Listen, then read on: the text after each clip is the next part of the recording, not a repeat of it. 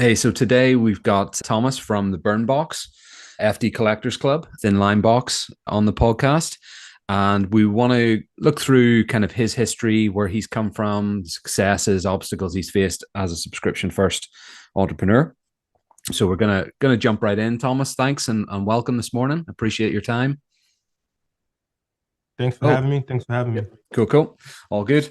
So yeah, listen, I guess, first place to start is do you want to start in like your history? I know the kind of story, but it's kind of, it's one of these things. I think a lot of us fall into entrepreneurship a little bit and then we get caught up in it and it's a lot of fun, but we also have other roles and other obligations that we're fulfilling and juggling at the same time. So do you want to give us a little bit of your kind of history, where you came from and that Yeah, kind of sure. stuff? I'll start from the beginning. So I got a bunch of screens working here. So if you see me looking around, I'm It's all just good, man. distracted.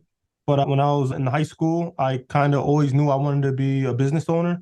So I went to a school that had like business classes. I wasn't a very good student. And because I wasn't a good student, there was an opportunity where I could get my diploma and get an EMT card as an emergency medical technician. Because I was shy a little bit, a few classes before graduation. So they had a program they could put me in that would get me the credits that I was shy, and my brother kind of did something similar. So I went for it, and if you pass, it was a tough program. It was a bunch of kids my age, but if you stuck with it, they fast tracked you into the FDNY as an EMT in Okay. emergency medical service. So I went ahead and I did that. I stayed focused. I got through it, and then I graduated like June 2nd, and I was in FDNY TOPS class. That's their training orientation program. Hmm. Like maybe June 20th. I was 18. So that was great. That's what got me into the FDNY. And the longer I was in the FDNY, a lot of people I was working with, they wanted to take a promotion. So where I work, in order to become a firefighter, well, there's other ways, but one of the paths is you could promote to be a firefighter from an EMT. So a lot of guys were doing it. So I looked into it. I figured I could do this, right? So I took the test. A couple years passed, that did the physical, I got in, and then I was an EMT for like 5 years. I was a paramedic briefly. I took the test and I took the class, but right before I graduated, I got into a fire academy, and I've been a fireman for the last 10 years. So overall, 15 years with the FDNY, five as an EMT, 10 as a fireman. I mean, it may be biased. I think it's one of the greatest jobs in the world. I'm having a lot of fun. I've always known I wanted to help people. So that's a little bit about how I became a firefighter, and it kind of branches off into what made me start the business, because it's like a blend of the two passions. I'm fascinated by that journey. How I think, like I say, we all kind of fall into certain, you know, buckets and we change paths and different things like that. But so you were a firefighter, you've been a firefighter for 10 years. Yeah, 10 years. And then, 10 years. so the burn box was your very first business. Is that right? Yes. So I mean, Okay. growing up in high school, I always sold like candies and stuff, and always trying to sell. So I don't want to go too far back, but I come from a really big family. I have six brothers, I have four sisters. So we grew up, we didn't really have much. So my parents are great. I mean, they did the best they could. I love the way I Yeah. grew up, and I'm the middle child, so I'm right in the middle. Mm-hmm. But so I always kind of wanted to get for myself. Always felt bad. I don't know. My parents never like shamed me, but I always felt bad because my father was the only one working, and I always didn't want to burden him. I wanted to, earn on my own when I was a kid. I don't know why. I just felt like I had to.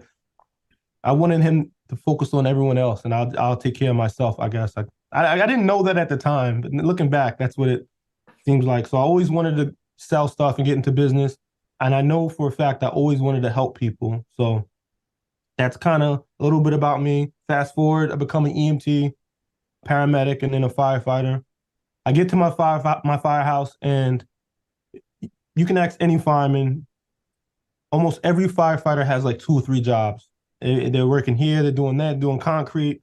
Some guys are creative. They're a very creative group. First, I learned this by the pranks that they pull on each other, like some of the stuff guys build, and it's really creative and impressive. But also, we have certain tools on our fire truck or engine, depending on where you work. That guys made these tools out of necessity. They'll figure things out. They'll start welding, and just depending on your area, there's certain things that you may need. So if you live in an area where there's just two-story like houses, versus another firehouse, their area has six-story buildings. Like the way they operate and the tools they need are going to be different. So guys just kind of jimmy rig things together. to help. And I guess every firehouse is like a little village, depending on where you are. Guys do different things, and Yeah. that's neither here nor there. But so I just watched how creative firemen are, and I saw some firefighters who made their own tools, and then I just started searching firefighter owned on Instagram, and I saw so many different products from firefighters, and with that hashtag firefighter owned, and I figured it'd be really cool if I could curate all this stuff into a little package and ship it out to, we call them buffs, people who love firefighting, Yeah, and absolutely. ship it out to the fire buffs. Now, you're firefighters. You could be a fire buff and be a firefighter, or if you could just maybe your father was a firefighter, maybe you just love fire trucks growing up, and you're a fire buff. Like there's people who just are infatuated, who love the fire department. And I just thought, hey, if I can get a T-shirt from this house, this guy makes this cool tool, this guy makes this mug, this guy. There's a lot of guys doing hats, T-shirts. You get the point. I don't want to go on and on, but it just got me working. So I just started putting things together and like testing it out. I'll be honest with you, I didn't think it was gonna work because my first firehouse. The guys were like really like anti-buff. They're like, "Oh, leave it alone. Like that's never gonna." They Yeah. weren't like bad guys. They just didn't like. They some guys don't want you know you to project you're a firefighter to everyone. They want you to keep it in house. Gotcha. Yeah. So yeah, that was interesting. So I started that. I had a lot of buddies in my firehouse who had their own businesses. I secretly just started doing stuff. I reached out to Liam, one of the owners of Buster Box. He's a great, great guy. He was huge he was like probably one of the biggest like helps starting out. I had ideas, but none of it was polished. I just had a bunch of ideas and I'm just throwing it at him. I found him on Facebook and we spoke and he just he broke it down in a way. Hey, listen, this is what you do. Start a pre-launch campaign. First, you got to test the market. You got to and he kind of broke it down in a way that made sense. I was watching a lot of YouTube. You can easily get lost in YouTube watching stuff, but Liam was huge. So that would be like I'll give him a lot of, I tell every time I speak to him, I give him credit because he helped like clear the fog. And then Yeah. I got to work. And that's a little bit how it started. And that's kind of what drives the business. I Yeah. feel like if a fireman's making a tool in his garage when he's on his day off and I can get it out to 10,000 people, I think that'd be cool. A big part of my subscription box is discovery as well as functionality. So I guess I never really spoke about the box. I'll just give a quick description. So the Burn Box is basically, it's a monthly subscription for firefighters where every month you're going to get a different tool. You're going to get apparel like t-shirts, hats, and belts. I try to make sure every box has something functional. So if it's not a tool, it might be a piece of gear like gloves or like we wear these hoods.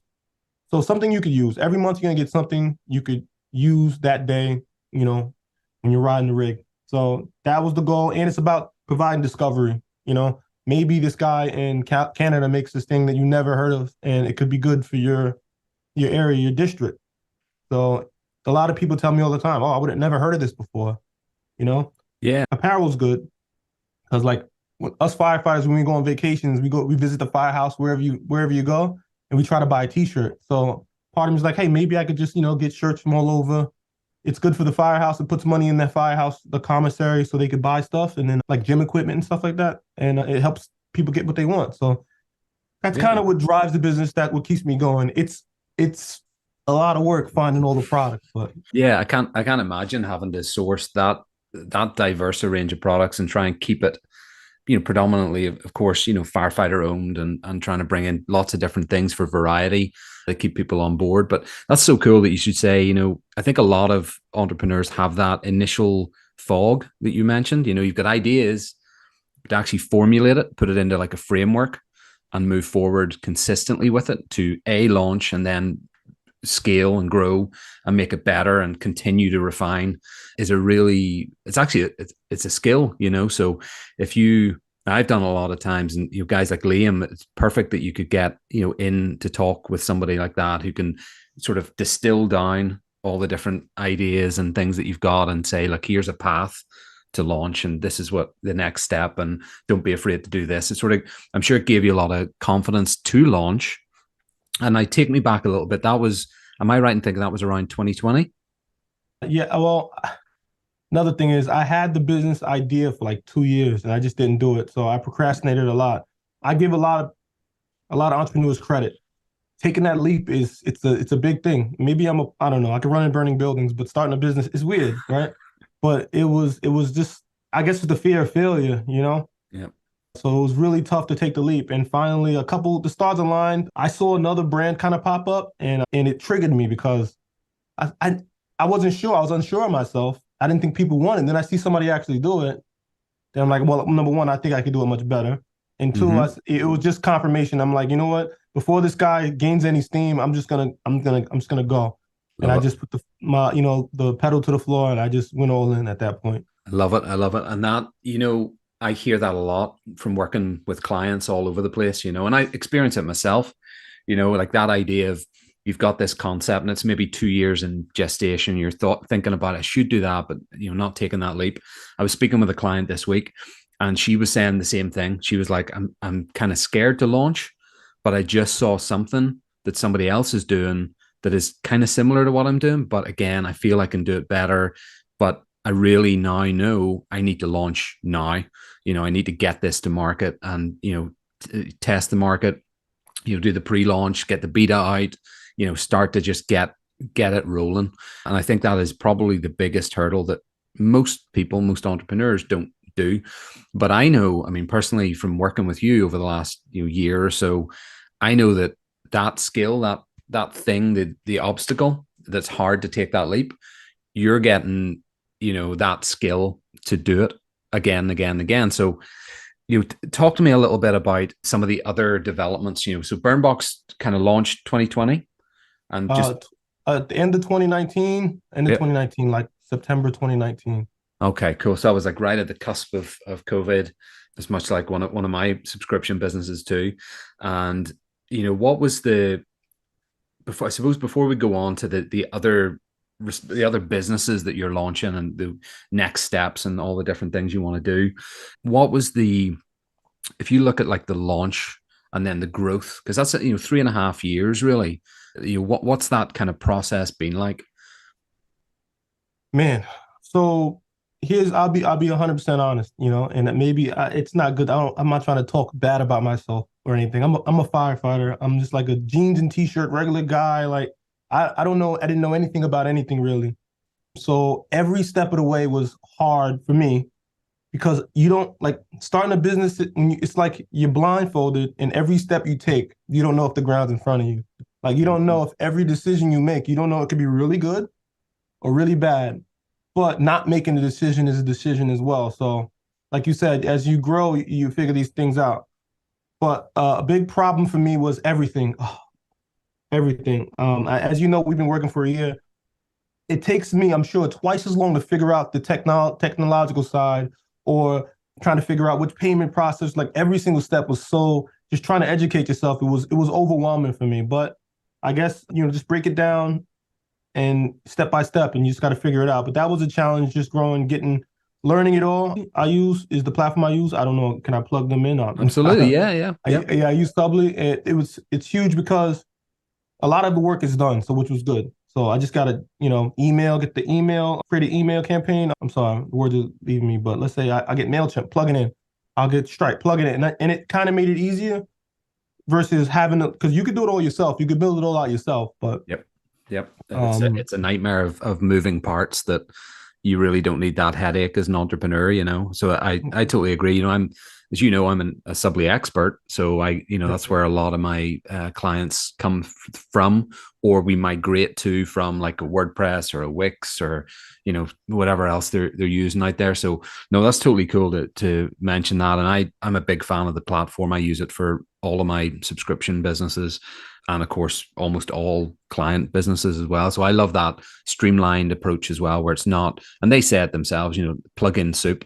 I've been there. I've been there with WordPress for like 18 years, and that was always our platform of choice. But with this particular style of business, subscription first, there's nothing that compares to that platform. So I totally agree and understand why you use it, and that being like the platform of choice for you as you're kind of lifting off and launching. What other sort of major, again, secrets, right? Subscription secrets is the name of this podcast topic. So what are the other things that you put in place or found or discovered that really elevated the success of the Burn Box initially? okay, so yeah, so launching, I think one thing I'm fortunate. I know everyone might not have this luxury, but I don't think like I said, there's one guy that popped up, but I don't think there was really anything like what I was doing in my field. So it was I don't think I had too much competition. It wasn't super saturated. So I think that was in my benefit. The other gentleman who ran the company, I was just looking at how he did it and it just didn't make sense. Like logistics, it didn't make sense to me. I didn't wish any bad on the guy, but it just didn't make sense because I know, for subscription boxes, quantity is where it really like starts to make a difference. You need quantity. And if you're doing different tiers and you got one here and like, the math doesn't work, not for me. It might work for that. But a big thing for me was I didn't think there was that much competition. So I think let me put that on hold because I think that comes into play when I talk about the advertising side. But at first, a big secret or benefit I thought that really helped me was cross promotion. So there was a lot of people who were firefighters or firefighter owned companies. They all had their own followings. Well, if I put three guys who have 100,000 followers on social media, I buy a product from each of them and put it in the box. Once that box is like, I have a nice photo, they're each gonna post it. So now Burn Box is getting exposure from 300,000 people. So that was big for me, is just finding influencers. I put products in there. It's gonna sound bad. It's not saying that it wasn't quality stuff, but I definitely pick strategic people and strategic products. I know this guy has a big following, and you know what? This cross promotion is also a good sell for the other companies, getting them involved, saying, "Hey, this is going to get your brand out to other people." I think that kind of helped pick up speed. When I pre-launched, I had 800 people fill out like a survey, and then I thought I was going to kill it. In my first month, I had 40 subscribers. It was like, ugh, you know. Yep. If, Yep. I was expecting more, Well, but yeah, but that's super important to note because I know so many entrepreneurs and clients of mine in particular, they they launch and then they get disappointed. And it's like, oh, I only got a certain amount. Right. And of course we all want to kill it on the launch. I've run big launches, I've run kind of mediocre launches, I've learned a lot of that kind of strategy. And it is like you said, it's all about the audience and the numbers and the exposure and those kind of cross promotional tools. But I don't think you give yourself enough credit for that insight to be able to do that as a young entrepreneur sitting thinking in your first business to go, do you know what? Strategically, this is what I'm going to do. It's a very critical thinking way of approaching it. And it's brilliant. It's a very, very smart tool. I know there's so many other workings of the business elements that I personally have been blown away by your ingenuity of, taking like the coins thing we'll talk about in a moment, but taking that and, considering other approaches instead of just having a product to actually, partner with people who are already making them, kind of piggyback a little bit on orders and stuff like that, and improve rates and all that. It's very, very intelligent. So that's what I love, and I think that's great that you mentioned collaboration and partnerships and catering your products to the subscriber base, right? And I mean, it is great to pick a niche like you've done that maybe isn't as competitive. I mean, I know in some of the niches that I operate in, there really are only like two or three players, and people haven't hopped on because a lot of the workings are very difficult to engineer, and so people don't have that kind of resilience to power through and break down those barriers and those walls and actually firstly launch and then figure out how to grow. So from that initial launch, let's go back to that, like 40 subscribers, and this was end of 2019. Yes, September 2019, I guess I shipped my first box. I did the pre-launch. I started taking orders in September, and I shipped out my first box like October 1st Okay. of 2019. And man, I'm just thinking back, it's just taken me so many mistakes. But Yeah. I overbought. I bought 100 of everything and only had 40. But I figured out ways to offload it. But after that, it started doubling. So the next month was 80. Then the next month was 160. And it started. I noticed it started like to snowball, and which was great. Again, I made a lot of mistakes. One thing, I don't know if this is a secret or not. I don't know if this maybe should be for a different segment, or we're gonna get to it. But being that I'm a firefighter and I have a salary, and I was able to take a few more risks, I think, for the business because my family was going to eat no matter what. So I'm trying to word this because I don't want people to be, I don't want to sound reckless, but I was able to I'm ashamed to say, and I don't think it's good business, but I didn't, some months I broke even. Some months I didn't make money. A few months in my first year, I took a hit. Yep. Just knowing that, if I just stay consistent as I grow, the numbers will be there. I prayed again, you don't know if the ground's in front of you, but I prayed I just stay consistent. People seem like they like the product. And sometimes I dealing with firefighters versus other brands is firefighters, they're not like it's not like dealing with the big vendor. Some of these guys don't know business as well as, and they're not cranking out products. They don't have an assembly line cranking out products. Some firefighters are perfectly fine when they make 10 products in their garage and they make a few $100. So it was very hard to get prices where I wanted it. So some months I just took the hit because I wanted the exposure. Some months I broke even, it was, and I'm not saying everyone could do that. I'm well aware. I don't want to but that was a big thing. The first year was it was a tough year, but just stay consistent, packing boxes.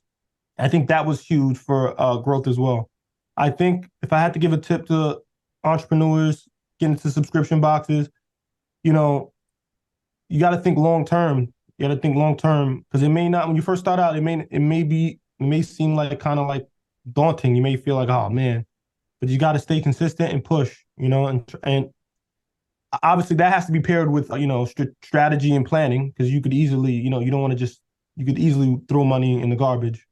But I knew strategically that working with certain brands and I was watching how I was growing and just doing more research as the business grew, it made sense to keep pushing the way I did, and eventually you know things definitely took off. So I mean, now you're into the thousands of subscribers, right? So I think the consistency is absolutely key because look at that launch, that first launch of 40. You were disappointed, right? And a lot of people get disappointed with that first launch because they're still learning. It's their first ever launch, maybe that, they expect so much. They've maybe got a list of 1,000 people. They only get 10 hopping on board. But I think that's important to note is it's that old saying, success isn't final and failure isn't fatal, right? So you just keep going. You keep that consistency there. You believe in your product. You believe in that initial spark that started it, that idea, and you plug away and you just keep going. And then suddenly the traction can come. But there's more to it than just, blind luck. Like you said, the strategy, there's the consistency. And what really kind of took you into the thousands? What was the kind of the key to that step?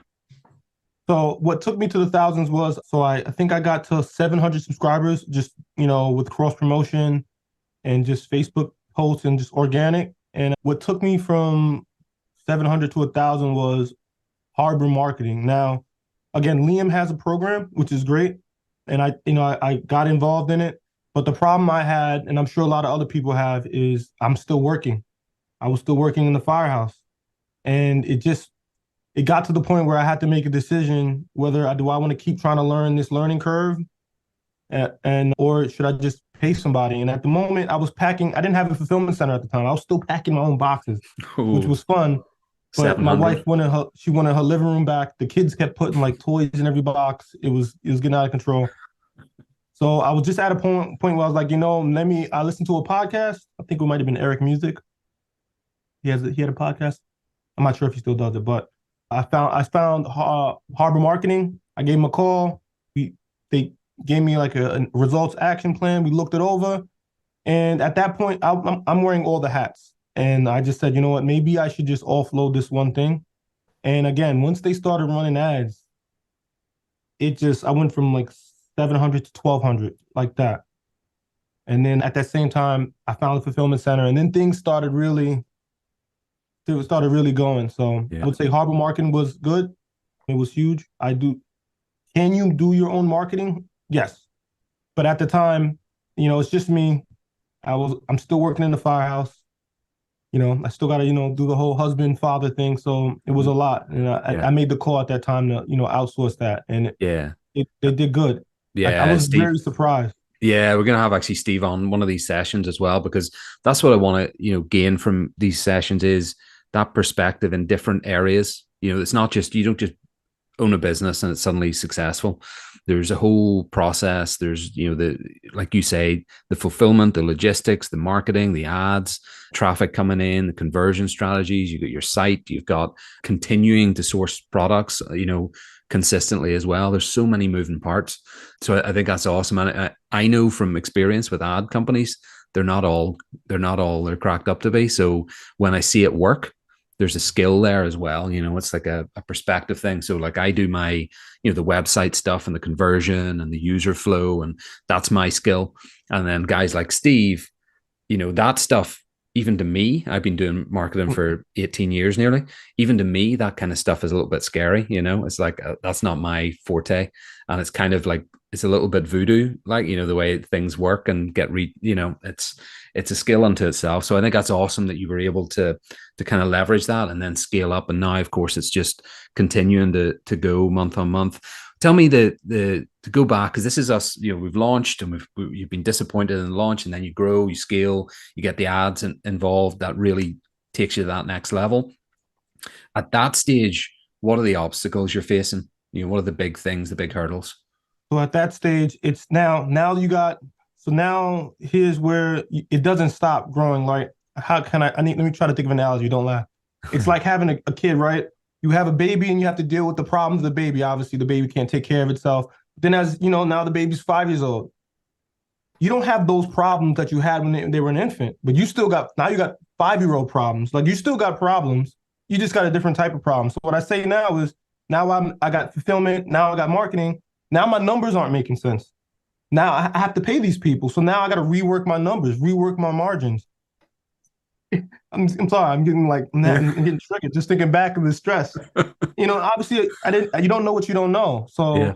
So now that stuff had, raising the prices, and now now you're thinking lifetime value. It's not about, because now you're paying for each customer, Right. So it changed everything. So, and that's something I still kind of struggle with a little bit, but because my product is other people's products, right? It's not like I make my own candles, where my margin's 50%. I'm getting stuff from other people. So just trying to be smart. And I'm not going to sit here and make it seem like, some months are great, some months are, harder. I'm getting some processes in place. It's looking promising, but that was a big hurdle, because now I have fulfillment. Now I have an ads company in. And that kind of changed things. I had to go back, rework pricing, negotiations. I had to get real. I'm a regular dude. Like, I hate haggling. I hate it. But if I have to make the numbers work, Yeah, man, that's really fascinating, because it's almost like you've got two businesses, like you say. You've got you got the baby at the start, and you're kind of nurturing that on your own. You're wearing all the hats, and now suddenly you introduce added costs, and I think that's where a lot of people get scared. Is this is $3,000, this is $5,000 or something like that, and you can't take that leap. You know what I mean? So it's a difficult one. I know a lot of entrepreneurs never take that leap, and I know a lot of entrepreneurs and clients, who have said, I can't make that leap right now. They're at 500, 300, 700. They want to get to that, like that, initial number, I think, is always on people's minds, like get to 1,000, right? Where are we at if we're at 1,000? Then where are we at if we get to 2, 3, and all those different component costs that come into play is tricky. What you must have had like an internal dialogue to say, oh, should I go with this? Or was it easy for you? Were you just like, what, I have to do this? What was the kind of for the process? ads, I'm sorry, my camera overheated over here. That's all good. Yeah. Yeah. Yeah. So that step, because I know a lot of clients of mine struggle with that jump into particularly advertising, or, because here's the thing, services, you go into services industry, advertising, agencies, design, strategy, planning, all that stuff. It takes a certain level of expertise. And with that comes an associated price, an associated investment, right? So you can get ad companies or ad people cheaply, but they're not good, right? So to go to a level like Steve at Harbor, specializes in this industry, gets results. What was that kind of process like? Did you just jump head first in because you knew you had to, or was there a lot of friction to that? Like I see a lot of clients experience. There was a little friction. I wanted to try my own. I wanted to try it myself. So I just, let me boost the post here, there. I thought I knew what I was doing. I've since done a lot of research, so I know what I was doing wrong. But at the time, I was fearful of wasting money. And that made me fear. That was the biggest problem. I just didn't want to waste money. And I felt I already got the fulfillment center. I already got this advertising company. I don't have the time to learn and waste money. I already just changed my numbers just changed already. So I went with Harbor, and I figured, you know what, let me give it a shot. If it works, it works. If it doesn't, it doesn't, and we just pivot. But that was it. I just didn't want to waste money. If you don't know what you're doing with ads, you'll be throwing money in the garbage. Yeah. And again, That's like I joined Liam's course, which is great, a lot of good stuff, but it was just time for me. It was time. Yeah, I think that's awesome. And that time, right? That scaling of the business and that taking that leap, and then of course having to readjust and refocus and change, your pricing structures and margins and renegotiate deals and consistently do that, plus all the stuff that actually runs the business, like logistics and fulfillment. So you're getting there with all that, and then you have another idea. And now this is kind of where we revamped the Burnbox website last year, about a year ago. It was November, wasn't it? Just coming up to Christmas, and you were launching those gift products, and that all, it all looked great. The site, I think, I'm biased, I did it, but I think it's great. It's converting higher. I know I've spoken to Steve about that. That's super important, because you can't be sending thousands and thousands of dollars of ads into a site where it's there's a roadblock. It's not sending people, it's not flowing people through into the conversion. So that's all important. So that was sort of late last year. And then you had an idea that I got, I just thought it was a great idea. And because you've already got the audience, and you can kind of, put in place some structures and utilize some of the same things that you've learned over that 3 year or 2.5 year period, which was the Burn Box, I suppose 3 years. Then what's the latest business that you've launched? All right, I'm gonna get excited. All right, I'm gonna get excited. So here's first things first. A problem I struggle with now, and I still struggle with it now, is kind of problem I've always had is trying to do everything. And that's why I just want to take a second and thank you for helping. When you talking about helping me with the Burn Box, I knew my website needed polishing. I was getting subscribers and stuff, but I did it all myself. It was done like a firefighter. I just made it work, and I knew I needed some help. Again, web stuff gives me chest pain thinking about, and I knew just like with Harbor, I said, I got to find somebody who's going to do it. It's like an investment, I had proof of concept. I just said, you know what? It was tough for me tough for me to do it, but I reached out to you. You were very helpful. You broke things down very well. It made sense. It was affordable. And a big thing was communication. And I'll tell you what really got me for this next business, why I said it's right. Because I wasn't ready to launch the Collectors Club. It wasn't for you. I wasn't going to launch it. I know. I kind of pushed it a little bit. was speaking about it. And so a problem I always had was trying to get help. I've always tried to get help from people with sourcing and stuff like that. And you could tell if you're not a firefighter, it's hard. But I don't want to feel like I'm forcing people to help me. I want people to kind of want to help as well. I don't mind paying, but when I spoke to you, you helped me revamp the site. I told you about this coin and patch idea for fire department collectors. And I could tell just your ideas. I see your brain was like firing. You're spitting off ideas, and I could see the passion. I'm like, I could see the passion that I got in you. And I was like, all right, this is it. I'm doing it. And a big thing with you was I didn't have the time. I had just got to a new firehouse. I transferred from a regular fire company to a technical rescue company. So your first year is kind of like your theirs. You have to take a lot of classes. And I just had a baby as well. He's 1 year old now. Oh. So I had a lot going on. And you said, hey, Tom, listen, I'll take care of all of this. And we'll break it down and we'll check. But we had a couple months was the launch process. So it was in bite-sized pieces, and yeah, man, you just took a huge load off my shoulders, because I had this idea for another 2 years, and you were just passionate. You broke it down. You're like, I think it's great, and it just felt right. So I want to say thank you to you for helping me with the Burn Box site, but that was huge because I would have waited. Yeah, well, that's the thing, isn't it? Thank you so much. That's really kind of you, Thomas. Like it's why I work in this industry so often, like one-to-one with clients, and why I love it so much. Is that what you just said there is the passion, right? And I said to every single client, who's coming on board, and we're looking at building out a site or funnels or whatever the case may be, why I love this industry, subscription first industry particularly, is it's driven by passion. We all have these ideas and we launch a business. It's not about initially money. It's not about, building a business or, profitability or anything like that. It's sparked by something that's like, that would be cool. Let's see what I can do with that. And I know I probably did push you a little bit with that because I could see the potential because of the audience you've already built and the fun that's associated with it. So to talk a little bit more about that, it's the FD Collectors Club we're talking about, right? So Yeah. give me a little bit of background about where like that was coming into 2023, right? And Yeah. that's when it was like January, February. I was like, you should be moving on this. And like you say, you're flat out with work. So talk to me about kind of where that's at now, some what 6 months later from initial kind of right, we're going to do this. Okay. So I've always had the idea with the burn box, it's for firefighters, and every month I put a tool in there. And I realized that some firefighters are retired. Some people aren't firefighters yet. Some people just love the fire department and they want to find a way to support. So sending them a box with tools in it just didn't make sense. I mean, it wouldn't build long-term, retention.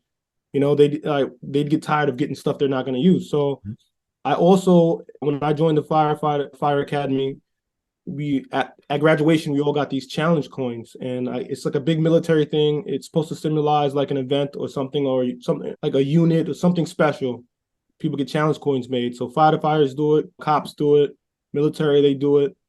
And I just started searching, and I found a lot of groups on Facebook that collect these things.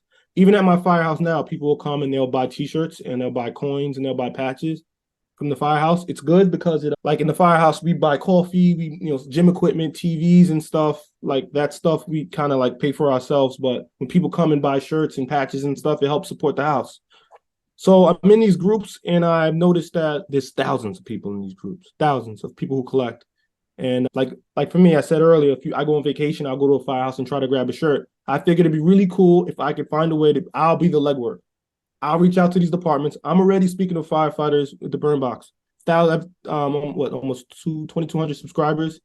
I speak to plenty of vendors. Like I'm in a unique position to get the coins and patches. I'll do all the legwork. I already know how to run a subscription box. So I'll be the guy. So that's what inspired the FD Collectors Club. So every month, the FD Collectors Club, you're gonna get a different patch and a different coin. It's gonna be a matching set. Let's see if I got one here.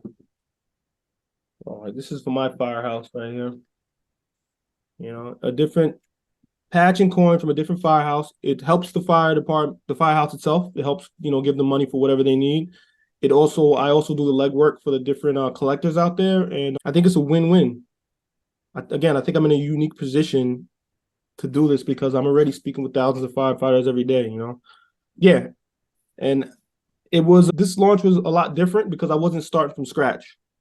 I had a client base from the burn box of firefighters, to spitball ideas, to survey, and it was good launch pad.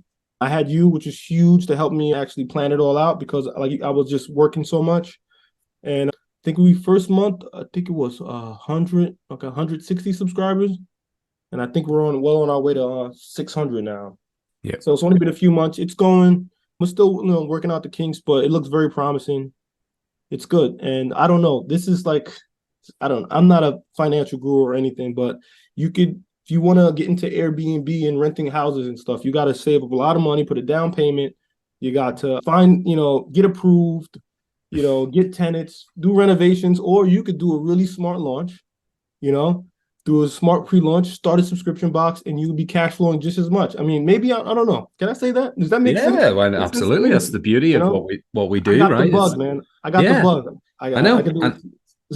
And we've discussed other ideas there, talking about the potential market like EMTs and stuff like that we were talking 7-8 months ago and going, if we can do this, get it out there, and then we can roll it out, and again, you're refining, right? It's more efficient each time. So you talk back there about how you launched the burn box and how there were, it was like fog and you didn't know where to go, what steps to take. But once you've done it once, it can be a process and a framework, and then you can refine it each time. It gets quicker, it gets more efficient, and then once it launches, then it kind of takes on a life of its own. But I think that is the importance of passion, because otherwise you don't stick with these things. If you do a launch, there's not really a passion there. You're going to drop off. You're not have that resiliency to to take it forward and stick with your gut instinct about that kind of spark of creativity. So I think that's awesome. Where do you see like the next step for Thomas Ansu, the entrepreneur? Can I just take a step back and talk about passion real quick? And Yeah. honestly, you can correct me if I'm wrong or you disagree. But maybe I'm biased because of the field, the niche I'm in. But I think that's huge for subscription boxes. I think if you find a passion, something that people are passionate about, I think there's something there. I'm not here to shame any other subscription box or anything. I'm still very small compared to some of the giants out there. But I think if you could find something that people are really passionate about, I think you have something there. You know, I think that's huge. And like you said, also is consistency and staying with it. Like that first subscription box that I said I launched before me, they're no longer here. Again, I don't wish bad on anybody, or I mean, the market's big enough for everyone, but I was just looking and I know how much work it is for my business. So I can only imagine, I don't know what situation they were in, but they're no longer here. There was another competitor I actually acquired. You actually helped me launch that site as well. Another competitor, he reached out to me, said, "Hey, listen, I got another job. This is just too much time for me. Do you mind taking it over?" He does the same exact thing that I do. So it was easy just to add it on. But so I acquired the business. And so I think passion is huge. Passion is huge. I just want to go and say that. But Yeah. what's next for Thomas? What's next for I don't know. I'm just going to try to stick to what I know. I was an EMT. I might launch an EMT subscription. I might branch off into law enforcement coins and patches. That's actually what I'm doing. But I don't know. I got the bug. I think I'm just going to try to keep educating myself. I've been learning and keep trying to reading up on marketing. And I think, you have to participate in your own rescue. That's what we say, right? So if you're in the water, right, and we throw a buoy to you, you got to swim to it and grab it, right? You got to help yourself. So, like with marketing, you can't just hire an ads agency. You can, but you also need a help. Like give them content, Yeah. give them help them help you. Yeah. Couldn't agree Something more. not.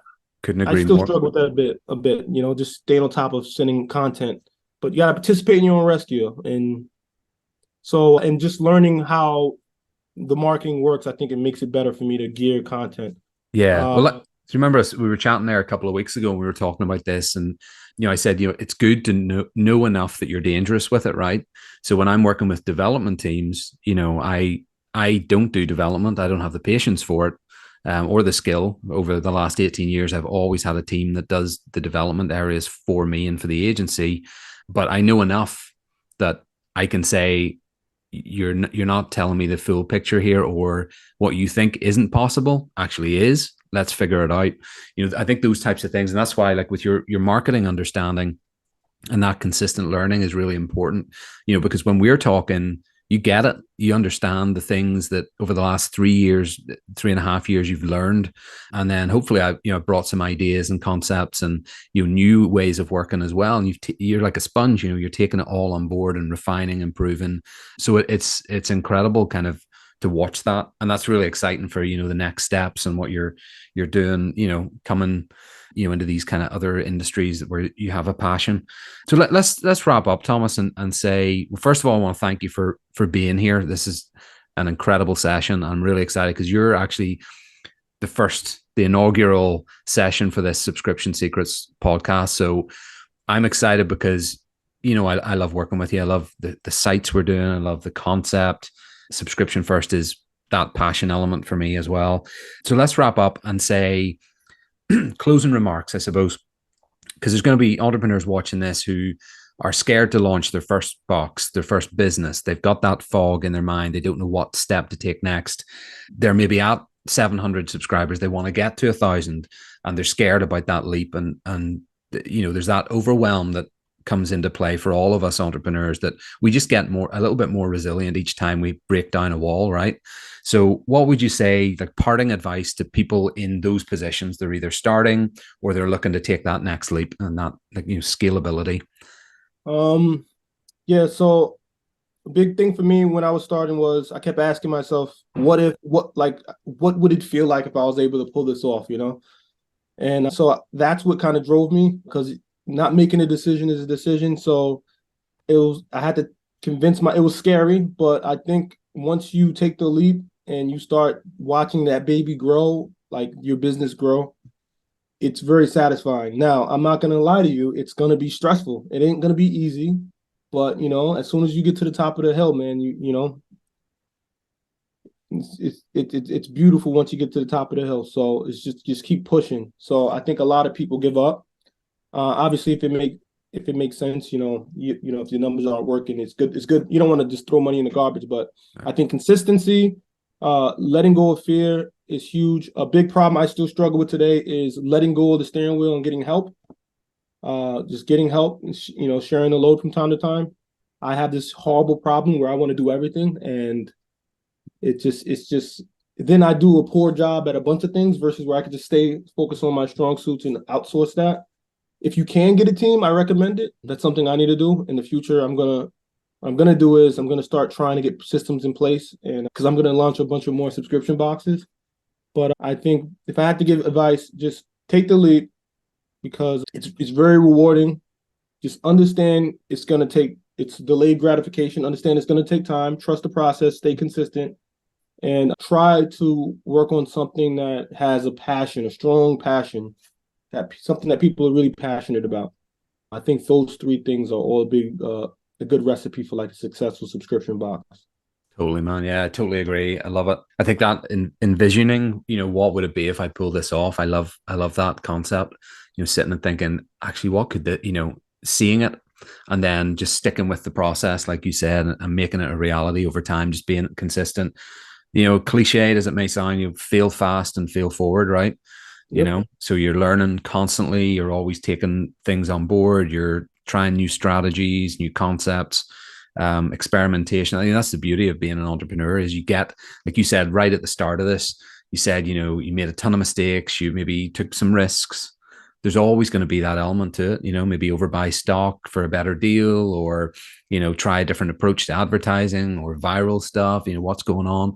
So I think that's fantastic. And thank you so much because I actually learned a lot and just, chatting through this. I know we've spoken a lot about all this. We're doing a lot, but it was really cool to kind of hear your story and see where you've come from, where you're going and put it all down and give whoever's watching a lot of ideas about how it needs to be done and that they shouldn't be fearful of it, that we need to take those leaps and jump into the unknown where we're not sure what steps coming next. So, man, thank you so much for your time. I really appreciate it.